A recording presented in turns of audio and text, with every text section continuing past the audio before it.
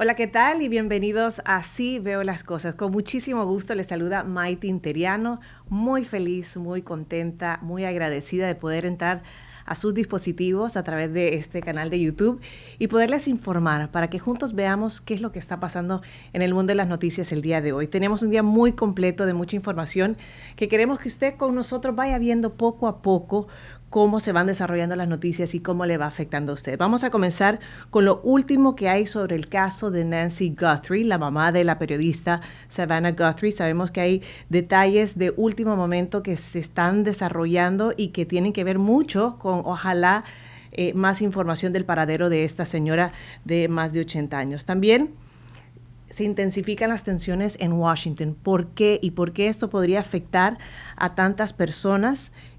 También lo último del caso de Jeffrey Epstein, porque más personas y personas de mucho poder y mucho alcance se están viendo afectadas.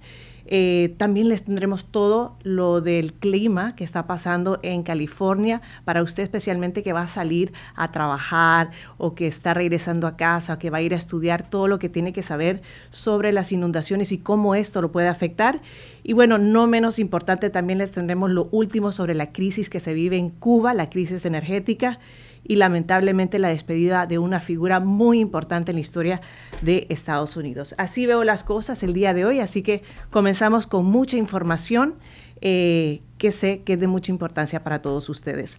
Como bien saben, vamos a hablar del caso que tiene a todo mundo en vilo, que es la desaparición de la señora Nancy Guthrie. ¿Quién es ella? Bueno, ella es la mamá de una periodista muy reconocida, Savannah Guthrie, que desde el pasado 31 de enero no se sabe de ella. La señora vivía en Tucson, Arizona, y por más que han pedido a las autoridades, no se sabe nada al respecto de la desaparición de esta señora, a pesar de que hay muchas cosas que indican que ya pudieran estar cada vez más cerca de identificar con una persona o las personas responsables. Su hija, Savannah Guthrie, habló este fin de semana y esto fue lo que dijo. I wanted to come on and it's been 2 weeks since our mom was taken, and I just wanted to come on and say that we still have hope and we still believe. And I wanted to say to whoever has her or knows where she is that it's never too late. And you're not lost or alone. And it is never too late to do the right thing. And we are here. And we believe. And we believe in the essential goodness of every human being. And it's never too late. Nunca es tarde y creemos en la bondad de las personas. Palabras muy fuertes de esta periodista a quien ha tenido la oportunidad de desarrollar su carrera ante los ojos de miles de personas, pero aquí la vemos una hija aclamando por su madre. Y ya el tono de los pocos mensajes que ella ha compartido a través de las redes sociales, vemos cómo va cambiando. Ya al principio eran mensajes pidiendo sobre esa comunicación que tenían y querían tener con los supuestos posibles secuestradores de la señora. Ahora es un llamado más al corazón de la persona o de las personas responsables, que les habla de que nunca es tarde para recapacitar y que ellos como familia creen en la bondad. Sabemos que las autoridades lo último que han dicho es que descartan que cualquier familiar esté vinculado con la desaparición de esta señora, y es más, reiteran que están muy próximos a poder dar información importante y clave sobre un guante que encontraron cerca de la residencia de la señora Nancy Guthrie con detalles del ADN. ¿Por qué esto es importante? Bueno, porque este guante fue encontrado cerca de la casa, porque pudiera ayudar a identificar a la persona o las personas involucradas, y después de ya varios días de esta incertidumbre para esta familia, pudiera llegar algunas respuestas a esta interrogante del paradero, de la condición y de dónde está la señora Nancy Guthrie. Por supuesto, estaremos muy pendientes de qué es lo que está ocurriendo en este caso que bueno, como les decía al principio, tiene a todos muy pendiente de lo que está ocurriendo. Pero mientras eso está pasando en Arizona, quiero invitarlos a que vayamos a Washington y que analicemos un poco de lo que está ocurriendo en el debate político sobre la financiación del Departamento de Seguridad Nacional, que esto continúa intensificándose. Les cuento un poco, miren, ya van más de... estamos en el cuarto día precisamente del cierre parcial y esto ya está afectando no solo a los empleados, sino que también a personas como usted y yo que pudiéramos estar viajando. El congresista republicano Carlos Jiménez expresó muy fuertes críticas y quiero que lo escuchemos y después vamos a escuchar el otro lado de la moneda. People from TSA, Coast Guard, et cetera, all these folks are going to be working without getting paid. It's really an injustice to them. If you have an issue on policy, let's discuss it where it needs to be discussed. On the floor of the Senate, the floor of the House, pass bills, and then have the president sign it, and that becomes law. It's not, this whole thing about shutting the government down doesn't make any sense to me. It only hurts the innocent, which is really the people that are doing the job. And at the end, we open it up anyway, okay? And usually things don't change that much. But I think, again, this is political theater, and the Democrats have to do what they have to do, I guess, to satisfy their base. Ahí lo escucharon, eso fue por parte del congresista republicano Carlos Jiménez, expresando cómo este desacuerdo que existe entre los demócratas y republicanos está afectando a los empleados y que al final del día llegan a un acuerdo, pero recuerden que ese final del día puede demorarse mucho tiempo. Si usted recuerda bien, el año pasado tuvimos un cierre completo, tuvimos un cierre completo que afectó hasta casi noviembre, hasta la temporada de Thanksgiving, y entonces esto podría ir escalando. Pero antes que entremos en los detalles de por qué esto es importante para usted también saber cómo se manejan estas decisiones, quiero que escuchemos, como le decía, el otro lado de la moneda. Ya escuchamos al republicano, ahora vamos a escuchar al demócrata Dan Goldman de Nueva York, que nos va a explicar también su punto de vista de por qué no pueden llegar a este acuerdo. If the Republicans think that just because they have money for ICE and that it's okay not to pay TSA, not to pay Secret Service, not to pay the Coast Guard, then they're in for a difficult road in terms of the politics of this all, especially because they will be held accountable, they will be held responsible for shutting down the government because they refuse to accommodate very, very common sense, basic ideals of this country. And I think that's a risk that if they're willing to take, that's fine. Bueno, ahí lo escucharon. Vamos a ponerle un poquito en perspectiva para que usted entienda, porque también para mí a veces es un poco complicado entenderlo, pero es importante saber qué es lo que está pasando. Aquí no se están poniendo de acuerdo ni los demócratas ni los republicanos sobre cómo este dinero está siendo usado, especialmente en el Departamento de Seguridad Nacional.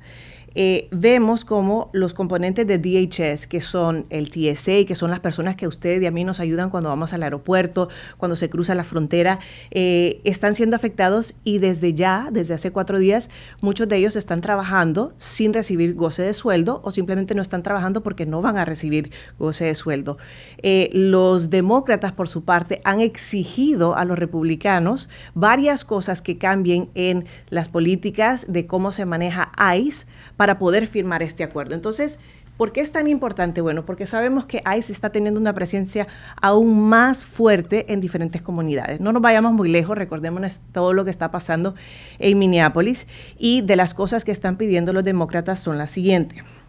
Primero, que se permita o que se exija que los agentes de ICE anden sin máscara para poderlos identificar, que tengan o que eviten, mejor dicho, operaciones en lugares como lo son escuelas, iglesias, lugares públicos donde la gente frecuenta y necesitan y quieren ir sin temor a ser arrestados, que tengan un warrant, que le llaman, que es como una garantía que pueden entrar a una casa, y por supuesto que tengan las cámaras corporales, que ya muchos de ellos los tienen.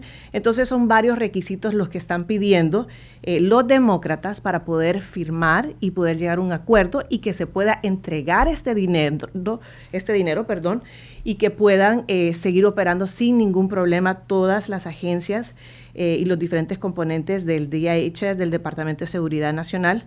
Pero el problema aquí está que ICE, que aunque pertenece a una de estas organizaciones, ya tiene el dinero, ya tiene los fondos, los 75,000 millones de dólares, y por eso siguen operando y no se están viendo afectados con este cierre. ¿Qué va a pasar? ¿Se llegarán a ese acuerdo? Pues vamos a estar muy pendientes porque ya vamos en el 4º día y realmente esta situación se puede complicar si se sale de las manos y si no se llega a este acuerdo, que probablemente no va a haber una resolución, sino hasta finales de febrero, el 23 de febrero, que las dos cámaras regresan, en este momento se encuentran en receso, regresan a estas reuniones, a estas conversaciones, y ojalá que para ese entonces pues puedan llegar a este acuerdo. Mientras eso pasa, hay mucha gente en la costa oeste que está preocupada, está un poco dudosa de qué es lo que está pasando a su alrededor. Y estas imágenes que usted está viendo ahora en pantalla es la realidad que está viviendo mucha gente en la costa oeste tras horas y horas de intensas lluvias, un clima extremo que se está viviendo en la costa este. Y bueno, muchos meteorólogos aseveran que estas tormentas van a continuar impactando la costa oeste de los Estados Unidos por los siguientes días y las siguientes horas. Horas críticas, pues se han emitido muchas alertas de lluvias intensas, inundaciones repentinas, deslizamientos de tierra en distintas regiones, especialmente aquellas que se han visto afectadas por los incendios que son tan conocidos también en California. Pues ahora estas fuertes lluvias traen deslave, traen inundaciones repentinas y están poniendo en peligro a muchas personas. ¿Qué debe hacer usted en las próximas horas? Bueno, si realmente no tiene que salir de su casa, pues mejor quédese en casa, estar muy atenta a todas las recomendaciones que pueden dar las autoridades, tener un plan con su familia y tener paciencia, porque estas condiciones de lluvia pueden aumentar en cuestión de minutos, los centímetros, las pulgadas que pueden contenerse en las carreteras de lluvia pueden ser muy catastróficas, y lo más importante, pues por supuesto, es su seguridad. Así que los expertos en meteorología piden personas en el norte de California, en la costa central, que por favor se mantengan atentos a toda la información, a todos los boletines que dan para evitar cualquier tragedia y por supuesto estar pendiente de todas las noticias. Mientras esto está pasando en la costa oeste, vamos a hablar de un tema que muchas personas están siguiendo y de verdad que ha sido la caja de Pandora, y siguen saliendo información, documentos, acusaciones y nombres de personas importantes en el caso de Jeffrey Epstein, uno de los que se ha visto en fotografías, que se ha mencionado, pero que dice no tener nada que ver con este caso, es el presidente Donald Trump. A bordo de su avión, el Air Force One, hace unas horas, habló al respecto y reiteró que él ha sido exonerado. Vamos a escuchar qué fue lo que él dijo. I have nothing to hide. I've been exonerated. I have nothing to do with Jeffrey Epstein. They went in hoping that they'd find it and found just the opposite. I've been totally exonerated. He sido completamente exonerado de esta situación, de estar vinculado con el pedófilo Jeffrey Epstein. Sabemos que son ya más de 3 millones de documentos que han sido entregados, que han sido hechos públicos, donde han caído, han sido mencionados, han sido nombrados personas de todo nivel, de todo ámbito, de todo nivel político, social, económico, y se han visto afectados con estas situaciones que pasaban con Jeffrey Epstein. Mientras Trump, a bordo de su Air Force One, decía eso respecto al caso, en un evento y en una conversación que tuvo con la BBC, la ex secretaria de Estado Hillary Clinton habló al respecto. ¿Y por qué es importante lo que ella tenga que decir? Bueno, primero porque el nombre de su esposo, el presidente Bill Clinton, ha sido también mencionado en reiteradas ocasiones, y ellos están llamados y accedieron a testificar en lo que va el transcurso del mes. No se ha dado una fecha específica, pero se espera que ellos vayan a hablar al respecto de cuál era su relación con Jeffrey Epstein. Clinton, les quiero comentar que en esta conversación con la BBC sugirió que información relevante podría estar siendo retenida o inclusive editada generando muchas críticas y nuevas preguntas en el ámbito político. El Departamento de Justicia pues ya respondió afirmando que el proceso de divulgación de estos documentos sigue criterios legales establecidos y reiteró que su compromiso es la transparencia y que en paralelo continúan las repercusiones pues en el mundo de todos los ámbitos, el mundo empresarial, el mundo financiero, se están viendo afectados por esta liberación de 3 millones de documentos. El último, o de los más recientes que fue nombrado, es el primo, escuche bien, del gobernador de Illinois, Tom Pritzker. Él era el presidente ejecutivo de Hyatt Hotels, y digo era porque anunció su retiro y reconoció públicamente que lamenta su asociación pasada con Jeffrey Epstein y Ghislaine Maxwell, que sabemos que era una persona aliada a Jeffrey Epstein y que inclusive permanece tras las rejas aquí en Estados Unidos. Pritzker afirmó haber tenido un juicio equivocado al mantener contacto con ellos, que inclusive facilitó que Jeffrey Epstein y una de sus novias pudieran hospedarse en uno de los hoteles de él, y a consecuencia de estas conversaciones por email que se hicieron públicas, este señor Tom Pritzker, una persona de mucho poder y que pertenecía a, como les decía, al grupo de Hyatt Hotels reconocidos mundialmente, pues se ha retirado de su cargo. Pero para que usted tenga una idea, esto no solo afecta a expresidentes, a bancarios, a personas de mucho poder, sino que también hasta la realeza. La ex esposa del príncipe Andrés, Sarah Ferguson, también inició un proceso de cierre tras renovados escrutinios de muchos de estos documentos, donde se le menciona. La decisión de Sarah Ferguson refleja cómo este caso de Epstein ha impactado su persona, sus negocios, su alcance y todo lo que tiene que ver con ella y principalmente con sus hijas. Hago una pausa aquí porque es muy lamentable todo lo que está pasando. Y en lo último que se ha dicho de Sarah Ferguson, que en su momento fue la princesa Sarah Ferguson, es que hasta sus hijas, que tendrán, no sé, 30, 40 años ahora, estuvieron vinculadas, ¿de qué manera? No lo sabemos, con Jeffrey Epstein. Así que, bueno, este caso sigue dando mucho de qué hablar. Se dice que ya esos fueron todos los documentos que se iban a presentar, pero sin duda 3 millones de documentos que han dejado al descubierto a muchas personas de poder en este vínculo con esta persona, este pedófilo que sabemos o se dice que se quitó su vida tras permanecer en una cárcel aquí en Estados Unidos. Y bueno, ¿qué les parece si nos vamos a Cuba, donde el presidente Trump dice y reiteró que nuevamente la situación en la isla se está volviendo una crisis nacional? Trump afirmó que su administración mantiene una conversación con las autoridades cubanas y sugirió, escuchen bien, un posible acuerdo para aliviar estas condiciones humanitarias. A bordo de su avión, esto fue lo que dijo el presidente Donald Trump. Cuba is right now a failed nation. They don't even have jet fuel to get for airplanes to take off. They're clogging up their runway. We're talking to Cuba right now, and Marco Rubio talking to Cuba right now, and they should absolutely make a deal because it's really a humanitarian threat. And we have a lot of great Cuban Americans, and they're going to be very happy when they're going to be able to go back and say hello to their relatives and do things that they should have been allowed to do for a long time. I'm very interested in the people that are here that were treated so badly by Castro and the Cuban authorities. They have been treated horribly. So we'll see how it all turns out. But Cuba and us, we are talking.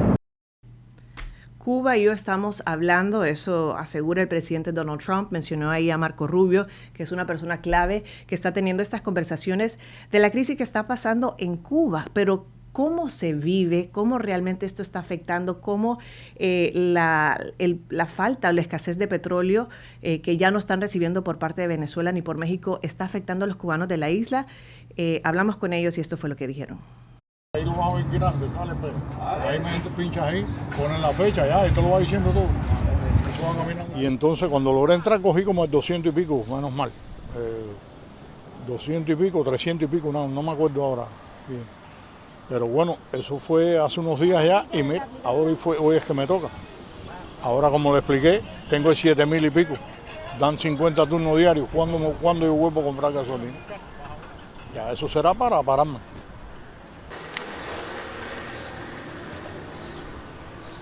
Ya estaba preocupada desde ayer porque ayer estaban en el 44 y no me llamaban, entonces mandé a alguien que viniera por aquí no había nadie, me empecé a preocupar, pero no, me entró un mensaje ahorita como a las 10 de la mañana y vinimos para acá, así que todo bien. Porque es casi que imposible, con 20 litros no se puede. Entonces, bueno, tratamos de resolver, así que esa es la situación que tenemos hoy en día con el tema de la gasolina y el ticket. Sí, está más controlada, pero muy escasa. Tratamos de resolver. Ahí lo escuchábamos de estos cubanos con el optimismo que los ha caracterizado por tantos años, tratando de salir de estas situaciones tan difíciles, y ahora lo estamos viendo con esta escasez de gasolina, con los apagones, con la intensificación de esta presión económica y social que se vive en la isla. ¿Y por qué? Bueno, porque sabemos que Venezuela, que era uno de los grandes aliados de Cuba, ya no está proveyéndose petróleo, sabemos que México también. ¿Y qué es lo que va a pasar? Es cuestión de tiempo de que esta situación se intensifique, pero como lo escuchó usted ahí mismo del presidente Trump, están en conversaciones con Cuba para ver qué es lo que pasa, y por supuesto nosotros vamos a estar muy al pendiente de cómo evoluciona esta situación. Pero quiero comentarles que esta madrugada, pues muchos despertamos con la noticia que marca un momento significativo en la historia del activismo aquí en Estados Unidos. El reverendo Jesse Jackson falleció a sus 84 años, según confirmó The Rainbow Push Coalition. Jesse Jackson fue una figura central en el movimiento de los derechos civiles y un colaborador muy cercano de Martin Luther King Jr. Incluso él estuvo presente en esa famosa caminata cuando asesinaron a Martin Luther King Jr. Durante décadas, él defendió causas relacionadas con la justicia racial, la igualdad y la participación política de comunidades históricamente marginadas. Y su legado permanece profundamente ligado a la lucha de los derechos humanos, no solo de las minorías, en Estados Unidos. Por supuesto, muchas personas a todo nivel se han volcado a las redes sociales a darle las condolencias a su familia, a sus seguidores, a las personas que por tantos años lo siguieron, lo acompañaron y que estuvieron cerca de él. Pero uno que muy temprano también se pronunció y sorprendió con sus declaraciones, o usted juzgue al escucharlas, fue el presidente de Estados Unidos, Donald Trump, quien en un mensaje bastante largo en la red social Truth Social escribió lo siguiente, y quiero resumírselos, y dice así: lo conocí bien, mucho antes de convertirme en presidente. Era un buen hombre, con mucha personalidad, carácter y una astucia callejera. Era muy sociable, alguien que realmente amaba a la gente, a pesar de que los sinvergüenzas y lunáticos de la izquierda radical, todos demócratas, me llaman racista de manera falsa y constante. Siempre fue un placer para mí ayudar a Jesse en el camino. Continuó escribiendo, tuvo mucho que ver con la elección sin reconocimiento ni crédito de Barack Hussein Obama, un hombre a quien Jesse no soportaba, amaba profundamente a su familia, y a ellos le envío mis más sinceras condolencias y mi más sentido pésame. Jesse será extrañado. Así lo compartió el presidente Donald Trump en sus entrevistas, en su red social Truth Social, y llama mucho la atención, pues siempre impregna un poco de su personalidad, de su opinión, pero sin duda resaltando la labor que hizo Jesse Jackson, una persona que, como bien les decía, estuvo mano a mano con Martin Luther King Jr. En los 80 intentó llegar a la presidencia de Estados Unidos, algo que no lo logró, pero sí se mantuvo muy presente y muy al frente de todas las causas sociales. Inclusive para muchos él fue quien abrió el camino para que, como bien lo mencionaba el presidente Donald Trump, el presidente Obama pudiera llegar a la Casa Blanca y convertirse en el primer presidente afroamericano de este país. Así que nuestras condolencias a todas sus familias, y de verdad lo invito a que el día de hoy pues aprendamos un poquito más del reverendo Jesse Jackson. Esas son las noticias que están haciendo titulares el día de hoy, pero también hay muchas otras cosas que nos afectan a nosotros, especialmente cuando tiene que ver con el dinero que nosotros con mucho esfuerzo logramos llevar a nuestras casas y cómo esta inflación nos está afectando, cómo los precios de las casas inclusive está variando ahora que estamos viendo estas deportaciones masivas. Pues Jorge Ramos, mi compañero, tuvo la oportunidad de hablar con Alejandra Castillo. Ella es ex subsecretaria de Comercio para el Desarrollo Económico y esta es la conversación muy interesante que tuvieron.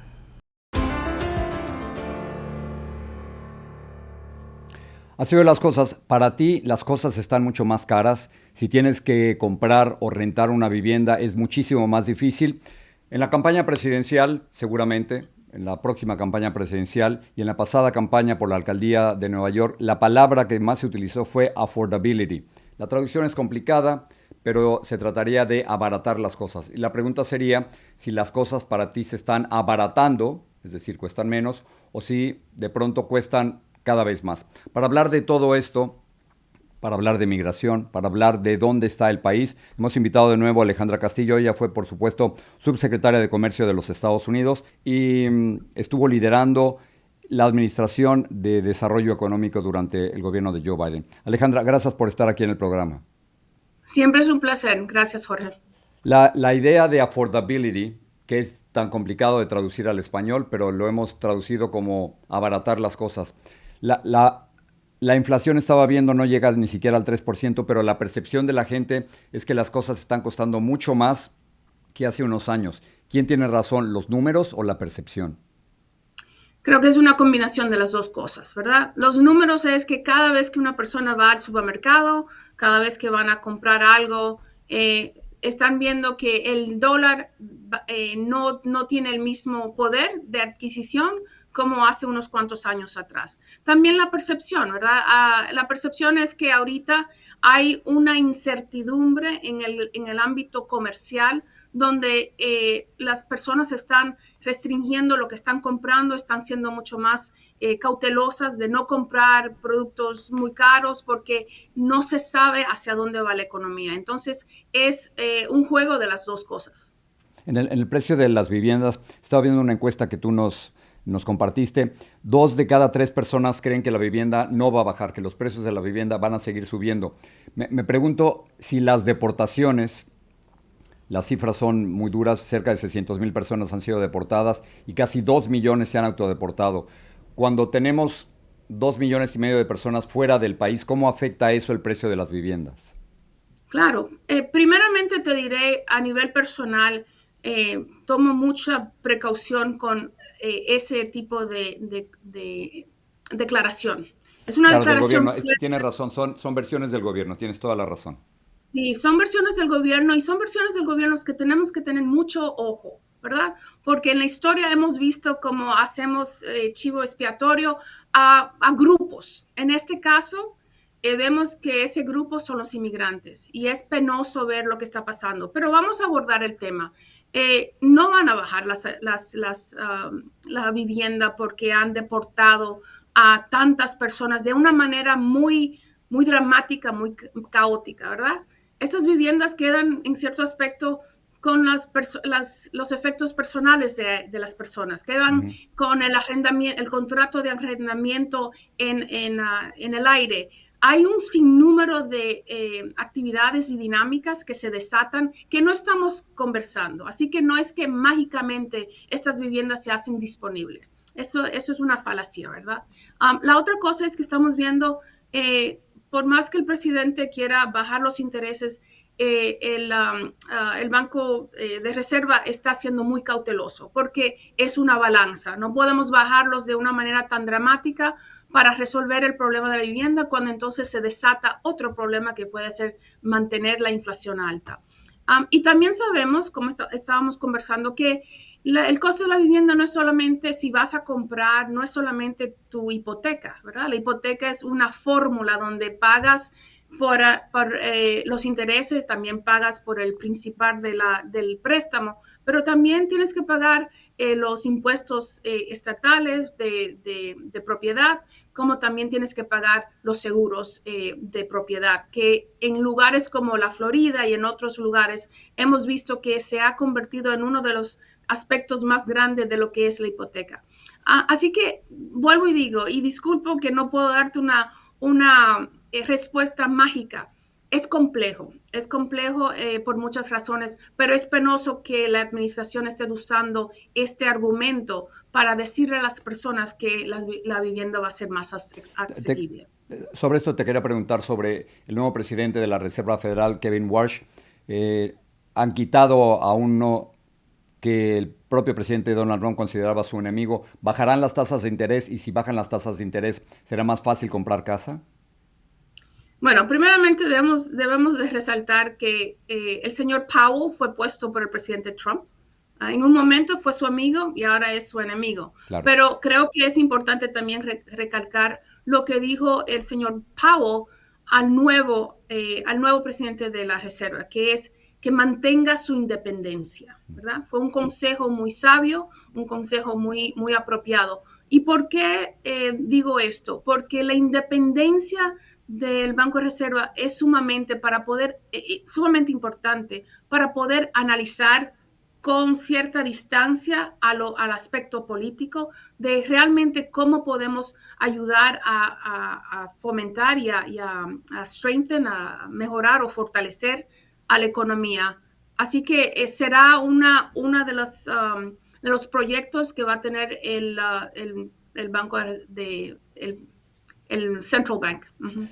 Te quería preguntar sobre, muchos de nosotros aquí en los Estados Unidos enviamos dinero a nuestros países. Yo lo hago en México y millones más lo hacen. Muchos países en América Latina dependen de estas remesas, pero yo últimamente, Alejandra, me he dado cuenta que lo que yo enviaba ya no alcanza tanto allá, es decir, el valor del dólar ha bajado. ¿Por qué ha bajado el valor del dólar y cómo nos afecta?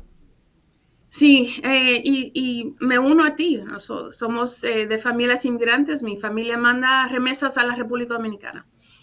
Es interesante, ¿verdad? Es un análisis que tenemos que hacer de doble filo. Por un lado, el dólar está más, como quien dice, más barato, ayuda a la exportación de los Estados Unidos porque los productos se hacen más baratos para que Europa y otros lugares puedan comprar más de lo que nosotros producimos. Ese fue una de las estrategias de los aranceles que puso en marcha el presidente Trump. Por otro lado, sabemos que para personas como tú y yo que mandamos remesas, ese poder adquisitivo se debilita. Así que volvemos al punto. Cuando estamos abordando la economía, tenemos que hacerlo de una manera que podamos entender los costos-beneficios. Lo que ha hecho el presidente Trump con los aranceles, con instituir un cierto nivel de impredictibilidad, no ha ayudado a que la economía de los Estados Unidos siga adelante. Así que nos afecta a todos los que vivimos aquí y también los que apoyamos a nuestros seres queridos en nuestros países natales. Alejandra, quisiera terminar con un tema mucho más global, aprovechando que eres profesora de la universidad, y no sé si es injusto preguntártelo, pero igual lo voy a hacer. Durante los últimos días tú has leído, y yo también, varios artículos que sugieren que Estados Unidos ya no es una democracia completa, sino que Estados Unidos o es una dictadura o se está acercando hacia una dictadura. Yo personalmente creo que todavía no somos una dictadura porque tú y yo, por ejemplo, tenemos la oportunidad de decir cualquier cosa y no creo que mañana ni tú ni yo terminemos en la cárcel. Así que creo que hay ciertas libertades que todavía mantenemos. Vi lo que ocurrió en los Grammys, las críticas al gobierno y no pasó nada todavía. Vi las protestas en Minnesota y muchas de las personas que estaban manifestándose no han sido arrestadas. Es decir, hay rasgos autoritarios, pero todavía no veo una dictadura. Pero no sé si tú crees que ya estamos en un momento de llamarle una dictadura al gobierno de Donald Trump. Yo concuerdo contigo, no estamos ahí, pero sí llamo a la alerta de que tenemos que ser vigilantes a lo que está pasando, ¿verdad? No es solamente, obviamente, lo que oímos de Minnesota, como el presidente y el vicepresidente y la procuradora general de pintar la imagen de las personas que están protestando en Minnesota como alguien que están, que están contrarrestando el país. Tenemos que abogar que la primera enmienda, nuestro derecho de libre expresión, se proteja, que se proteja no solo a nosotros, sino a aquellas personas que arduamente y que con mucho coraje están llamando la alerta. Entonces, no creo que estamos ahí. Creo que tenemos que ser vigilantes y estar pendiente a lo que está pasando, de atar los dots, los puntos, porque lo que está pasando a nivel general sí es preocupante. No solamente lo que hizo el presidente en Georgia con la FBI, que tomó las cajas de votación de hace 6 años atrás, no solamente lo que está pasando con el Centro Kennedy, no solamente lo que está pasando en Minnesota, que es muy preocupante.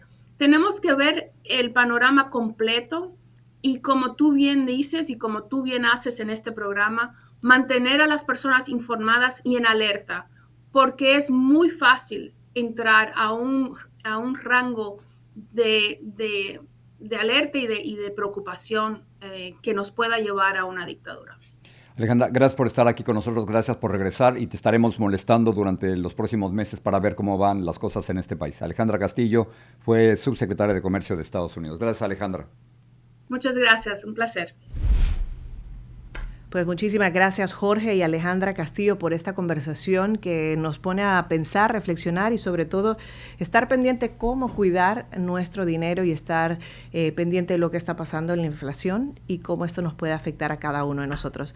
Pero en este espacio de Así Veo las Cosas, de las cosas lindas que nos permite, a diferencia de la televisión, es poder tener este contacto directo con usted, tener esa retroalimentación, saber que usted nos está dejando entrar a su casa, a su trabajo, nos está viendo la conveniencia que sea más favorable para usted y que nos está dejando saber qué es lo que opina, qué es lo que comenta, qué es lo que le gusta y qué es lo que siente cada vez que ve uno de estos episodios de Así Veo las Cosas. Y quiero tomarme el tiempo de compartir varios mensajes que nos han llegado, pero escogimos 3.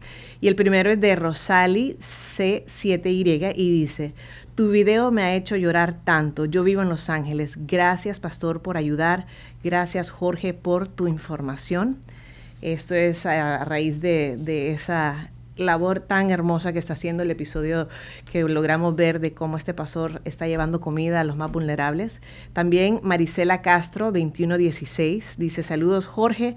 Qué bonita labor la del pastor y la de la organización.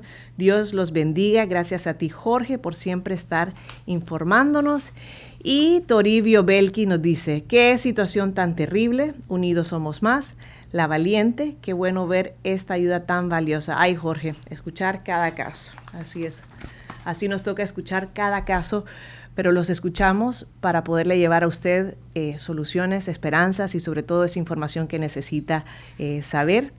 A usted que nos ha permitido, que me ha permitido a mí en este primer episodio, en este espacio de Así Veo las Cosas, quiero agradecerle por acompañarme, porque sé que cuento con su apoyo, con su confianza, que de aquí vamos a seguir aprendiendo, conociendo, conversando y si le gustó, pues lo invito a que se suscriba. Si sabe de alguien que quiere y necesita escuchar las noticias del día de hoy, compártaselo y sepa que tenemos un compromiso todos los días. Esto es Así Veo las Cosas. Con mucho gusto les saludo, Maite Interiano, y nos vemos hasta la próxima. Buen día.